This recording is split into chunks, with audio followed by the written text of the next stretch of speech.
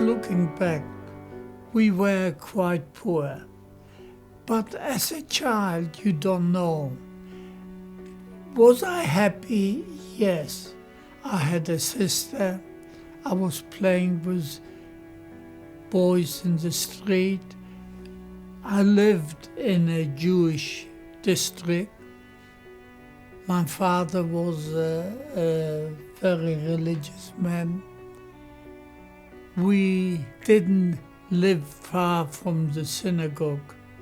So for him to go 3 times a day to synagogue and to do his worshiping, praying, was a necessary thing, a very important thing. I'm sure he'd done this every day, not occasionally. So yes, I would say I had a happy childhood, especially on Friday. You somehow saw the whole town or the whole area was full of life because everyone prepared themselves, dressed up in their best clothes, whatever they had, to go to the synagogue. And this was a high thing in our life. On a Friday night to go to synagogue, yes, it was quite a busy place, yeah. My father was a private tailor. He didn't have too much work because he didn't work always. No, we were on the poor side of town. Even at that age, I felt nothing more but feel that I had a very special relationship with my mother.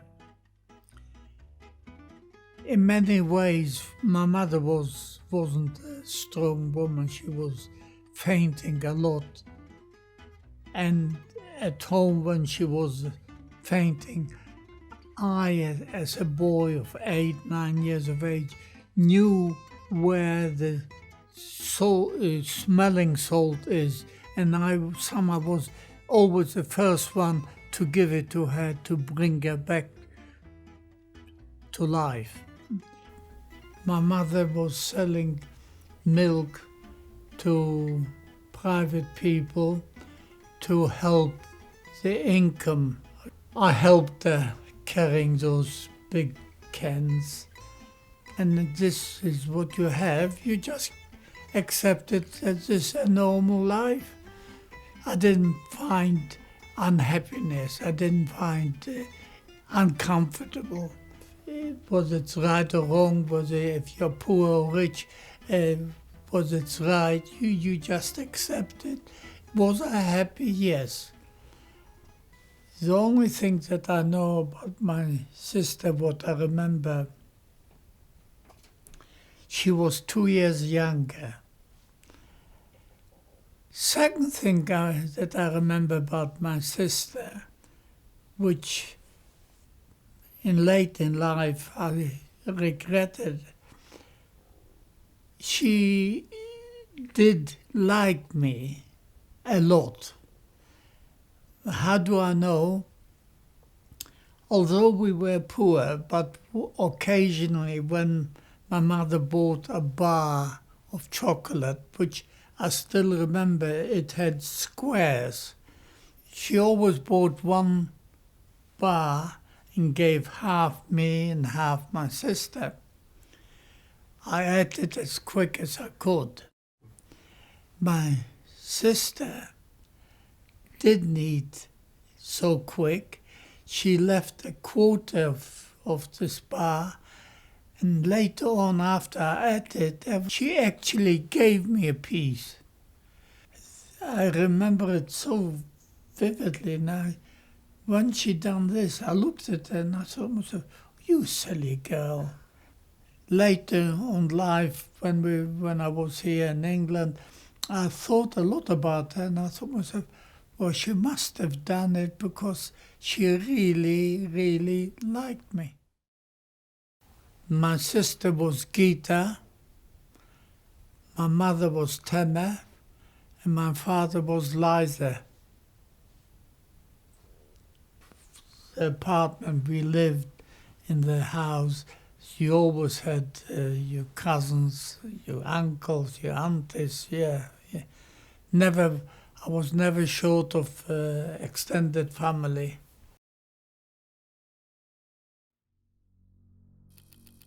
Before the war, I was 7 years of age, and you take in whatever you can as a child.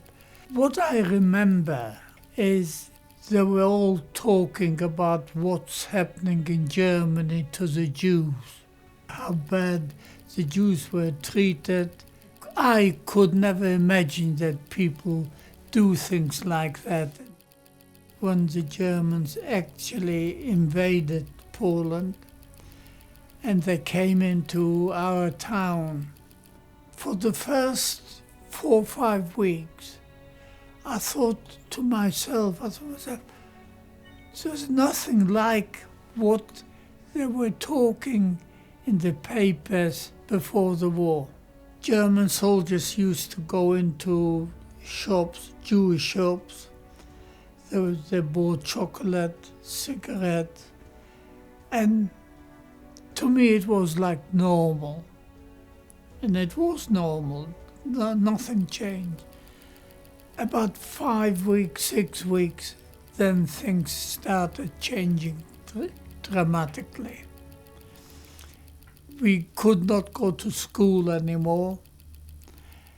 Every Jew, child, grown-ups, had to wear an armband, a sign that you are Jewish, yellow, and you had to wear it. Doesn't matter how old you are. And you didn't wear it, they shot you. That was the beginning of my introduction to a new world. Piotrków was the first town in Poland that they had ghettos. For quite a long time, the Germans evacuated all the Jews from different places and they shoved them in, threw them into Piotrków. You started seeing people didn't have where to go to sleep, slept in the streets, dying. As a youngster, all of a sudden you realize you started finding yourself in positions which you never thought you could. At least I went home in the evening and I went to bed and I had a house, I had my parents. Those people were in the street, didn't have food, suffered, didn't have where to live. Yes, you realize there's something wrong. In the town before the war, there were about 65,000 inhabitants. There were about 15,000 Jews. By the time the Germans pushing all the Jews from the villages or smaller towns into the ghetto, there were 25,000. No extra places where to live, no extra food. Yes, it started becoming very uncomfortable. And as a boy, I thought myself, what can I do just to help my family? When I say to do is just food. I never thought of fighting back or doing anything else. I mean, it was only a matter for survival, was a matter just enough food. I noticed that quite a lot of older kids, they were selling food, bits and pieces, what people cooked and made. Then I realized, and I kept on asking a lot of questions, what and how.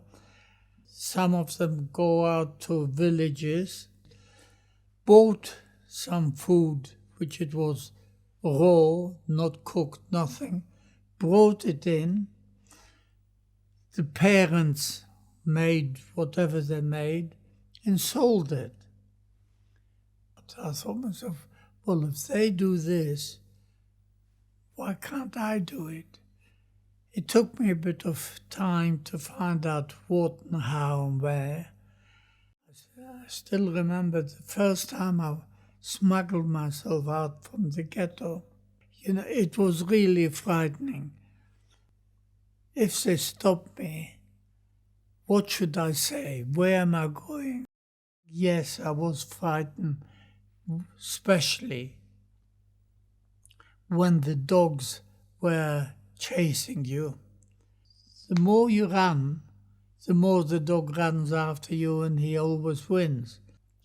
Occasionally, if you stood and didn't run, yes, they got hold of you and bite your clothes or bite you, but it wasn't so bad as to run away. But once I got to the village, not every villager wanted to deal with a Jew because it was frightening for them. It was, I don't know what the penalty was for them, but not everyone. I was lucky that eventually I got to know a villager and became friendly. So every time I went to the village, I always gone to him first. Brought it in, gave it to my mum. They sold it because there was always a shortage of food. I wasn't the only one, of course. We knew in the beginning they take away everything what you had, and you got a beating. But this didn't stop, and you done more often. It's only when they started shooting, that's when I stopped, and when I listened to my mother, which she gave a long, big talk to me. Don't do it because look what's happening. If once you're shot, you can't do nothing. Whatever the grown-ups were talking before the war, what the Germans done to the Jews, I realized, yes, it's happening.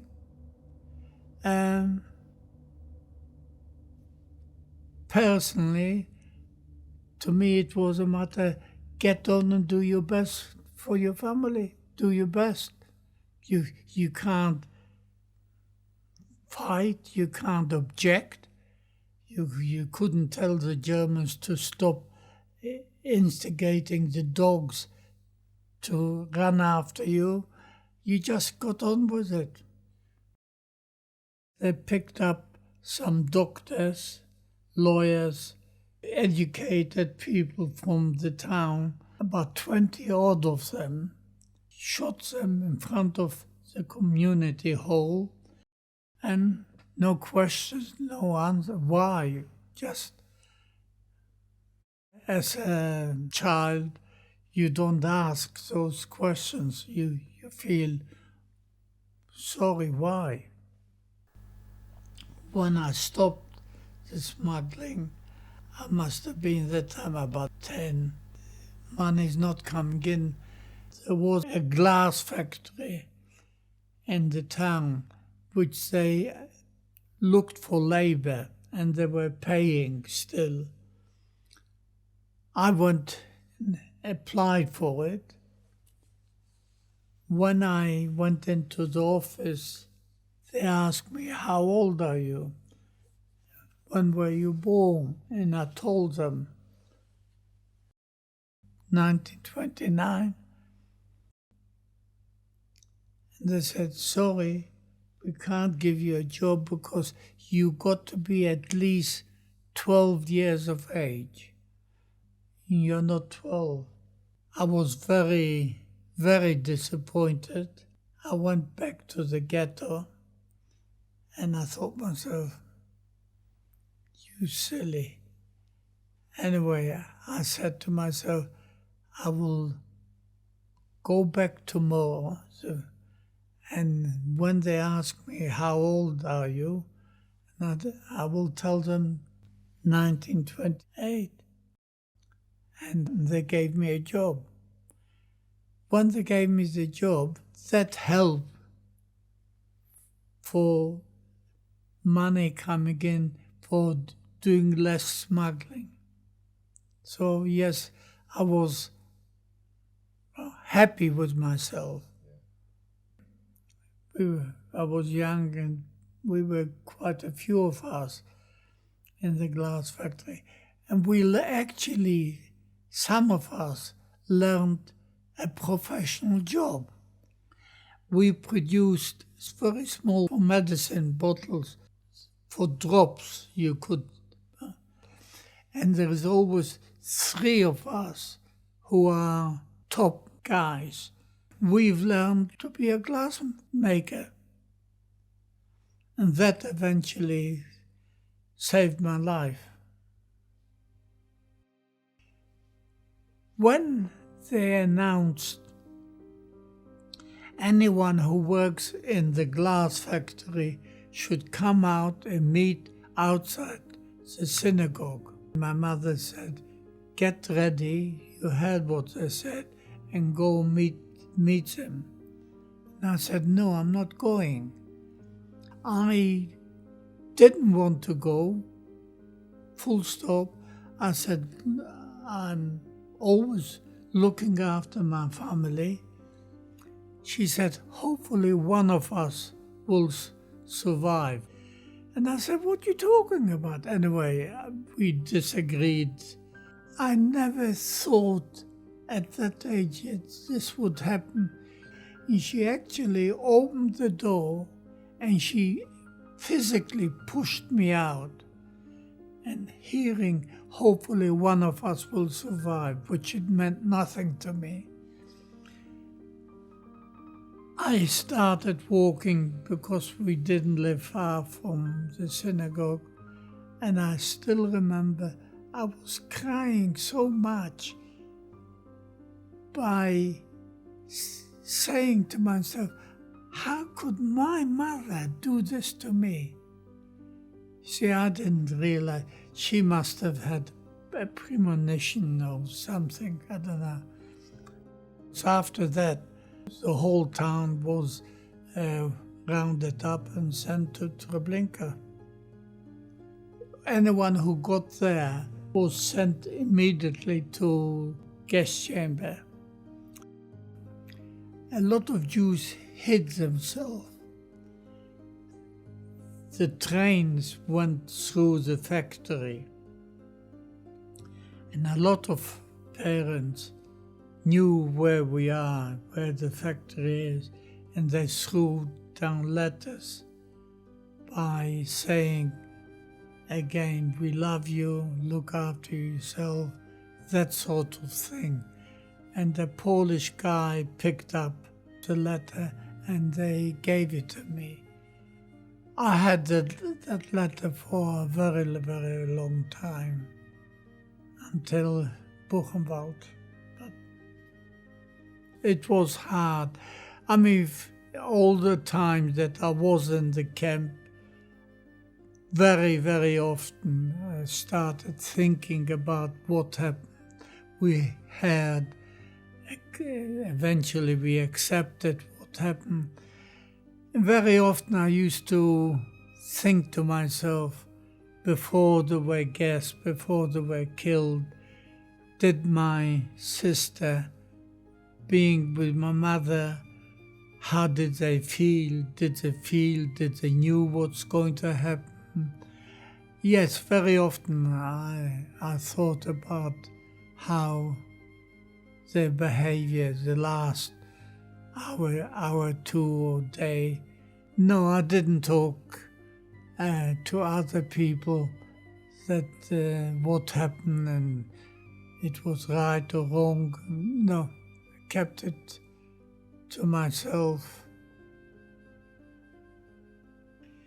The Germans found out that instead to be 1,500, there's 500 more the Jews who hid themselves came back. The only place they could go is into the ghetto, into the camp.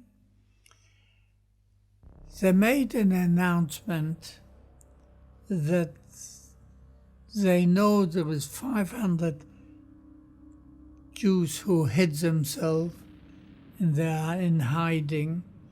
If they come up and give themselves up, they will be accepted, or the Germans will accept them and feed them and recognize them as laborers. About 300 did come out, gave themselves up. As soon as they came up, the Germans put them into the synagogue. So they were short of another 200. They didn't care who or what, to them it was numbers of people. So one morning they gave a directive to the police to round up the other 200. Unfortunately, some policemen picked me up. I was arguing with them, showing them that I got permission to stay, to work. They didn't want to know. And they put me in the synagogue as well. In life, you need a bit of luck. And the luck was that the police people picked up 20 odd from the same shift from the factory. The production director couldn't replace us right away, and some of us were, what I said to you, professional. We became professional glass makers. So the director must have had negotiation with the SS. Anyway, they released us. By releasing, they called my name and some other names back to the factory. A guy in front of me was called out as well. He was older than I. And he had a small baby with him, 2-3 years old. And the SS man said, no, you come out, the baby goes back to the synagogue. And he had seconds to make up his mind. He made up his mind to go back with the son, back to the synagogue, which a day later they took them all out in the woods. They shot them all. And for many years, I kept on asking myself a question. Did he do the right thing? Did he take the baby and put it back into the synagogue and for him to come out and to be alive? I could never make up my mind whether it was the right thing or not. So yes, I was saved by being a glassmaker.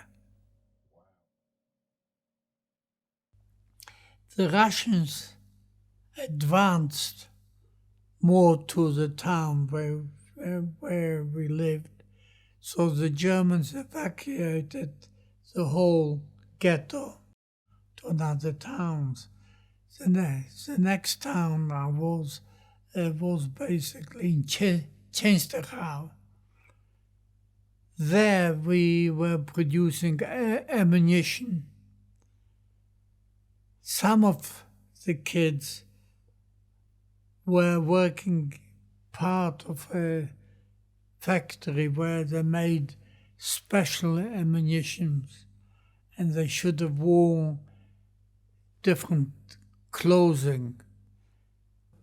It was a bit of a shock to me that some of the inmates were yellow. I knew they were friends. They were, before the war, they were in the same town. They didn't look like that, but they were yellow. And basically we found out because they didn't wear those ammunition.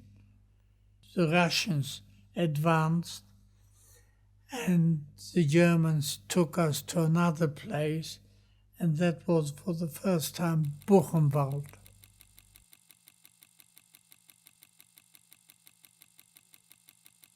I had to go on one train and to be pushed to another part of Poland.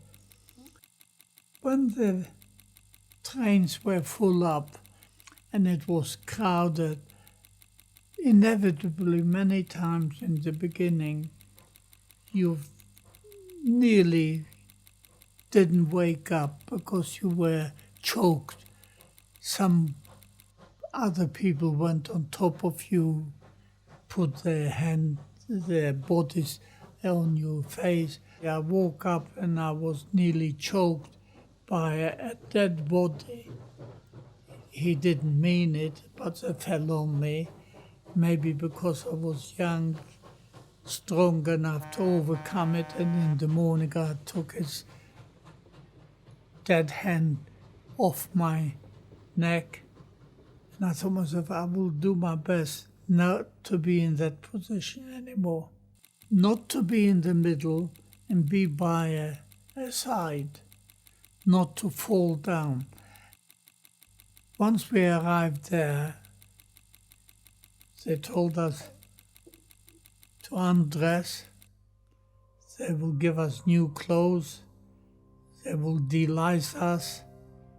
And we come over on the other side.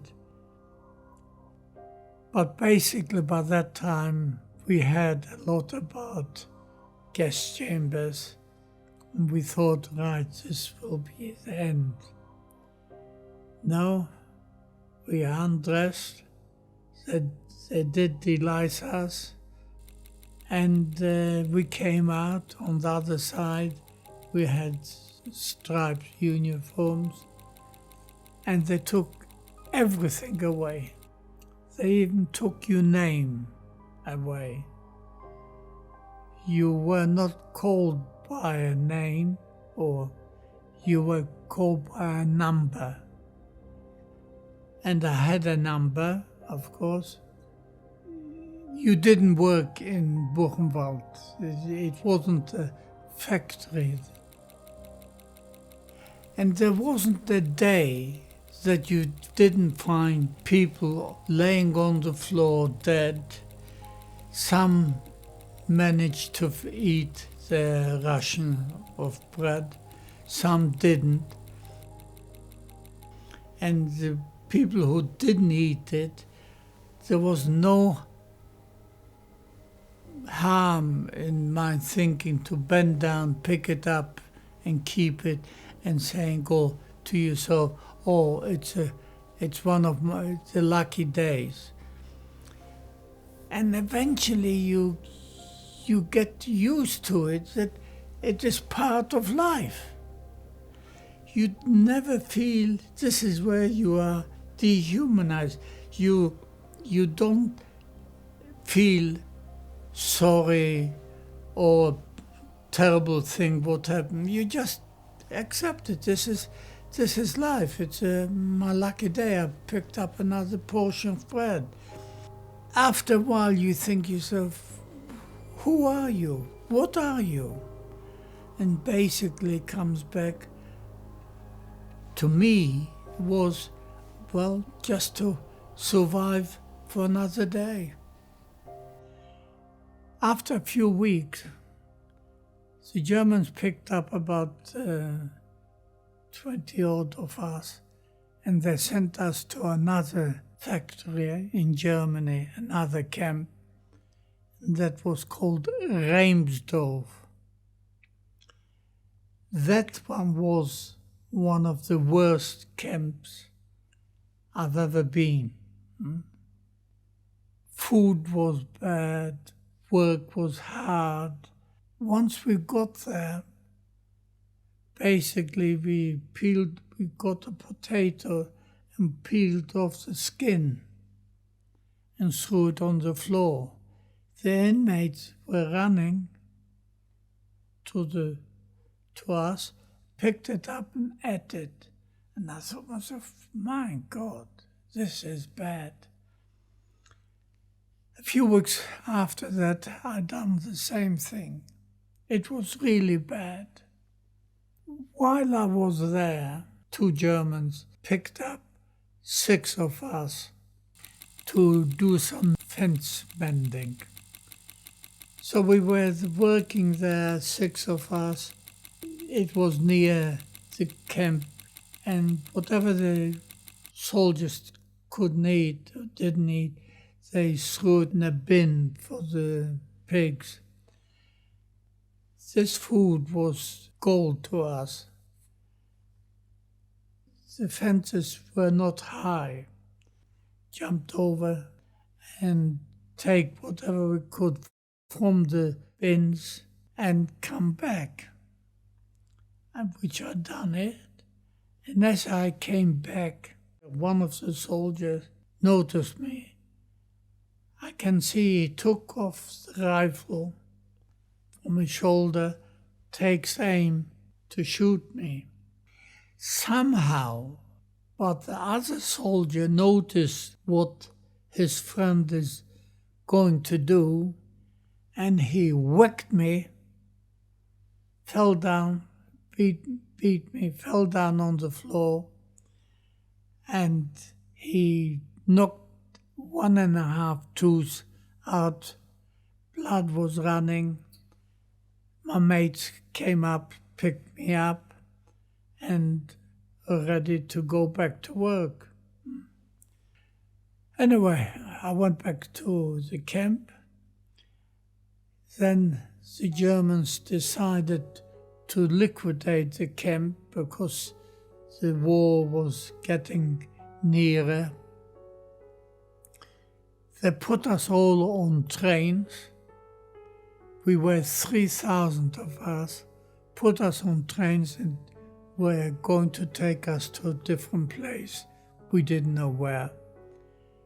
After a few miles, the trains got bombed and we couldn't go anywhere. A lot of us jumped off the trains, went into the villages, took whatever we could. It didn't take long. The Germans rounded us up. They settled us in different farms, but they had to be quite big, and stayed overnight. In the morning, a lot of farmers gave you a potato or a piece of bread and a coffee, and off you go. It was broken up into units of 200-300 to walk. And this was the walk, the death march. And this was the journey until we got to Theresienstadt, that is in Czechoslovakia. We have to walk, and as long as you walk, you're okay. If you were in the first and you were tired, you could sit down and they did do nothing. Only when you came to the end of it, then they did say to you, get up, walk, otherwise I shoot you. Yes, I saw soldiers, SS, shooting one or two because I was too near them. Yes, when you see an SS, a soldier picking up the pistol and shooting, the person just drops.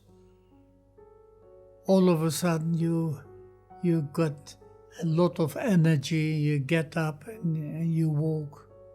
It wasn't shocking the way you're asking me now, that if you go out now and you see somebody shooting somebody, I'm sure it would be more shocking than when this happened. You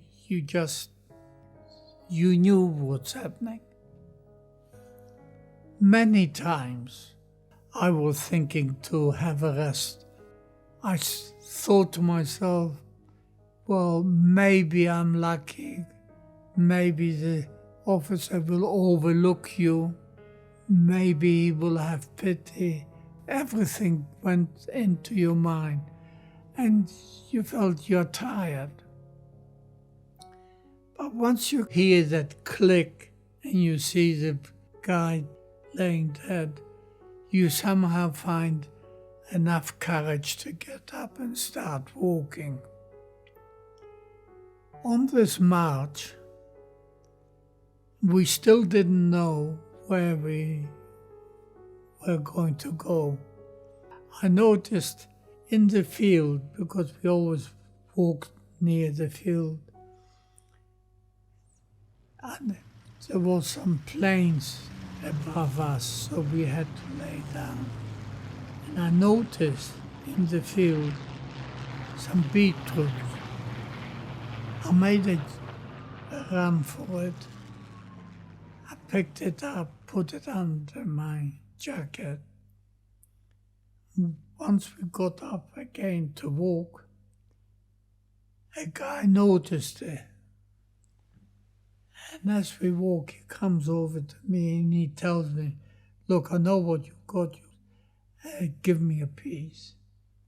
And I said, no. So his reasoning was very good. And the reasoning was basically, if you don't give me a piece, I will tell everyone what you have, and you know what it will happen. They will all go on top of you, try and take it away, and you will have nothing or you'll be dead. Somehow it made sense. As we walk a bit further down, he came down again. Anyway, third time I said, don't come, because you won't get it. I never knew this guy in the camp, never met him. After the war finished, he survived. His name is Harry. He met a girl who he married her, and her name is Pauline. My name is Harry. I met a girl called Pauline, and I married her, but I got a better one. Anyway, afterwards, and I never knew him, after we survived, we came to England, eventually we became business partners for many, many years. Life is very strange, very strange. Eventually we walked and we got to Theresienstadt. And we were already just outside Theresienstadt. I didn't feel well. I fainted. I know I finished up in a hospital. The Russians actually liberated Theresienstadt. When the war finished, a friend of mine, came into the hospital and he says, Harry, we are liberated. Come on, let's celebrate downstairs. I couldn't do the same day, came back the following day. I went down, we met up we were all very happy. Then we said to each other, oh, let's go out in the town. We went to the door, big doors, told the Russians we wanted to go into town. And he said, yes, go. And he said, you will see a lot of Germans that we captured, and they are walking. You can do whatever you want to them. You can take whatever you want from them. He opened the gates, we went out. There were a lot of Germans walking. We stopped, him and me, we stopped a couple. And the only thing we were interested was to take out food. And food, they only had rations, chocolates, biscuits. We took it. Now, at this moment, only a few days later, I said to myself,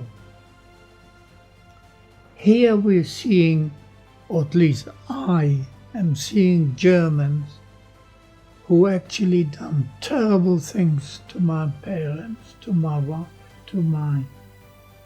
life, or to my mother, my sister, my father.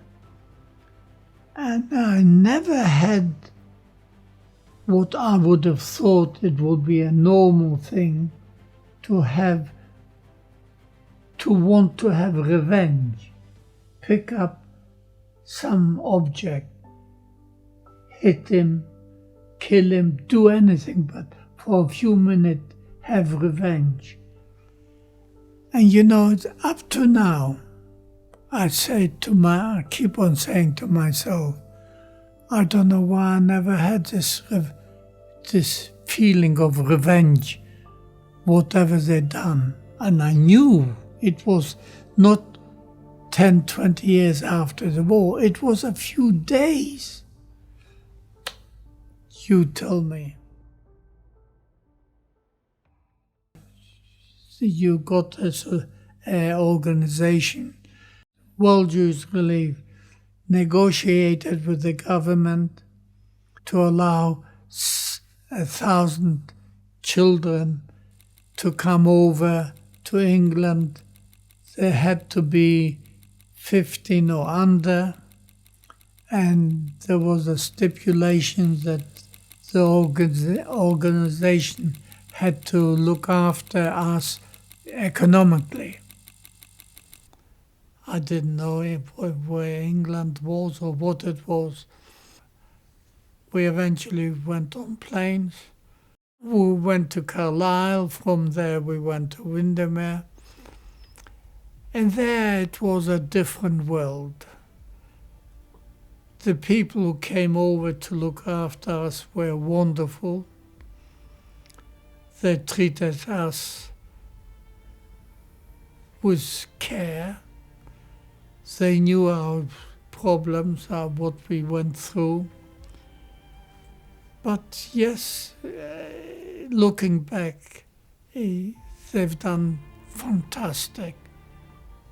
They had problems because we didn't behave like normal children. You see, in the early stages, when we came to Windermere, we went into to the halls. It was long tables, and right in front, they passed down a plate of bread, rolls, and all of us, you took more than one roll, put it away for later on, because you never thought you were going to get another roll.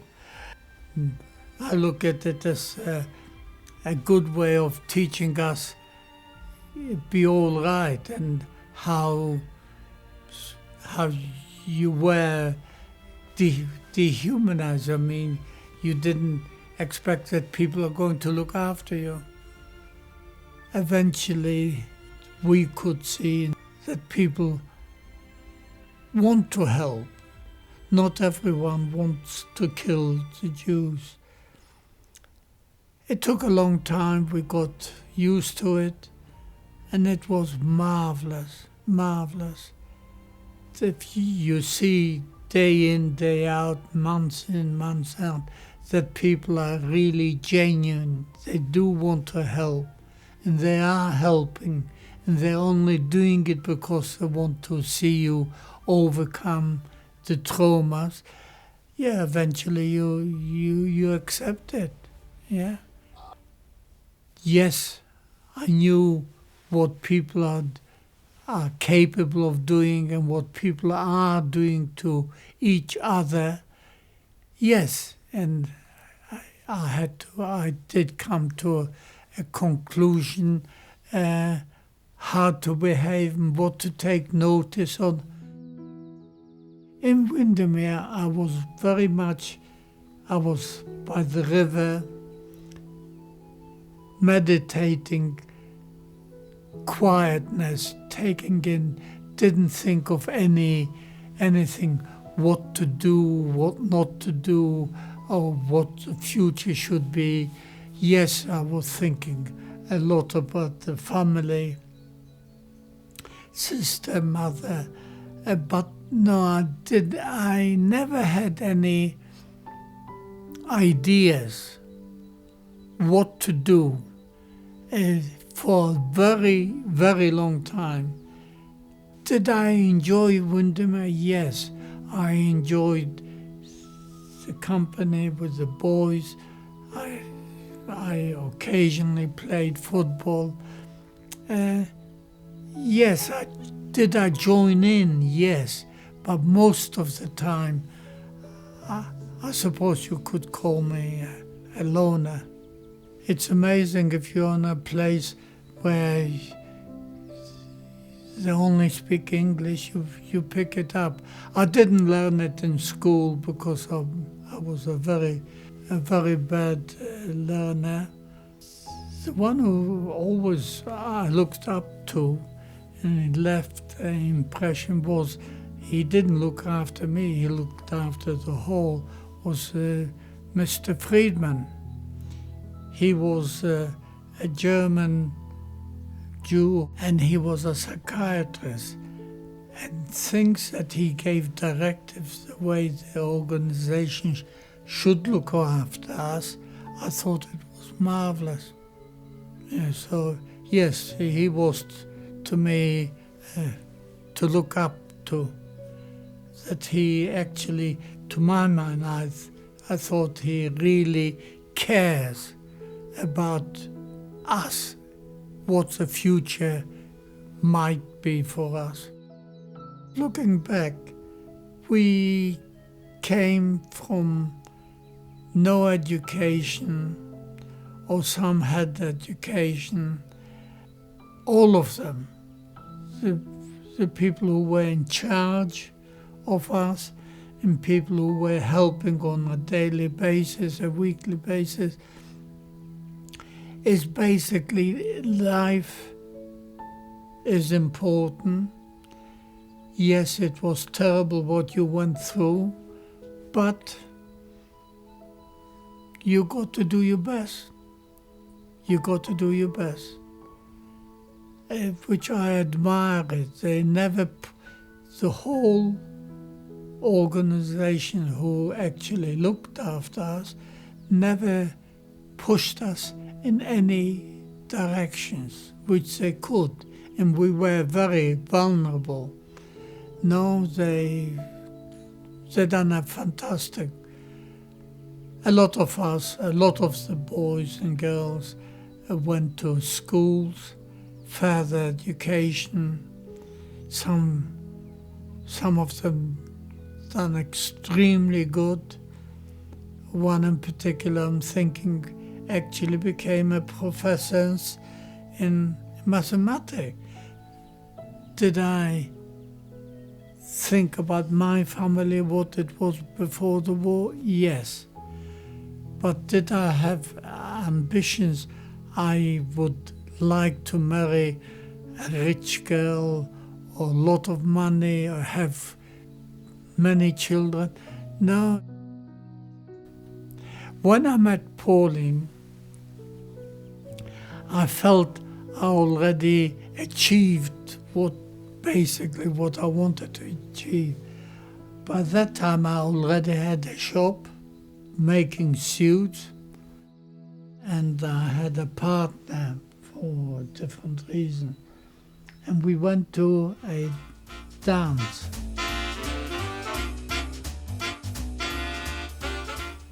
I saw Pauline, she passed by, and it was the strangest thing a boy could do. I said, "Hey, Ginger, can you jive?"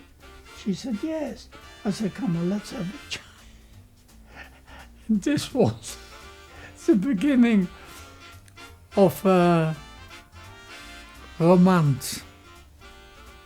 I don't think she was in love with me, and I certainly wasn't in love. She looked to me a nice girl. Then I had tonsils, so I went into hospital for 2 weeks. I came out, took out a couple of times, and after 6 weeks, we got engaged. That is a story that I wouldn't have believed that it can happen to me. The second time that we went out on a date, we were walking in Regent Street. Somebody whispered in her ears to say, "Oh, you're going to marry that boy." She told me this many years afterwards, what happened. And you think yourself, well, you're imagining whatever, which it's not explainable. So people believe it or don't believe it. There is something about her that it's unexplainable. She is special. I don't think I would have achieved anything without her. When we got married in the early stages, every Friday you invite grandparents, and it was only Pauline's father and mother. I didn't have anyone, so I didn't invite anyone. So one Friday we meet up, and the two boys were fighting over a piece of paper, whatever. Something came to my mind right there and then. I said, "Mum, you are right. Life is important, kids are important. Hitler, you didn't win, I won, my mother won." She was right when she said, hopefully one of us should be alive. And yes, I was alive. Yes, we got married. Yes, we have children. Yeah, 3. Leslie, Gary, and Tracy.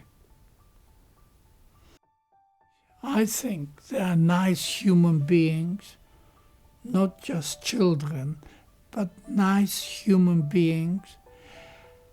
They knew slowly, they've learned what I went through, and they saw life is up and down, and it doesn't matter how it is that you should behave yourself to human beings. Well, I can't praise them higher. I'm very happy with my children. The first time when I took my children and Leslie and his children, his wife, to Piotrków to show them where I lived, and eventually we went to Treblinka, showed them where the stone is, Piotrków. And I remember distinctly that I called the 3 kids not my son or his wife, only the children. I called them at the side and I said, look, I brought you over here to see what actually happened. I said, in life, many years down the line, might be 20, 30 years, people will come to you in discussions and whatever, and actually the question will be, did the Holocaust really happen? And some people will even say many years down the line, well, maybe it happened, but not really to that extent. And when you come to a group like that, which you will, tell them, and I'm glad that's why you're here, tell them, yes, it did happen. My grandfather showed me where there, and I saw it myself, the stones. Yes, it did happen because we were there. Yes, will it happen more? Yes, it will. It's human nature. When they grow up and when they have children and grandchildren, they will do their best that a thing like that should not happen. That to me is a big thing to take on board for children to say this, because they are the ones who can make a difference in this world. It's only children and families. And as parents, you can have a big impact on children, how they behave. And if children behave all right, and they don't become villains, murderers, well, you've done a lot for yourself and you've done a lot for the world. I've got 3 children, 9 grandchildren, and they are all of the same ideas about not hating, and they know exactly what I went through. That to me is a great achievement. When I looked down and saw my 2 children were playing, fighting over a piece of paper, and I said to myself, I said, Mum, yes, now I can see you are right. Hitler, you didn't win. I'm here.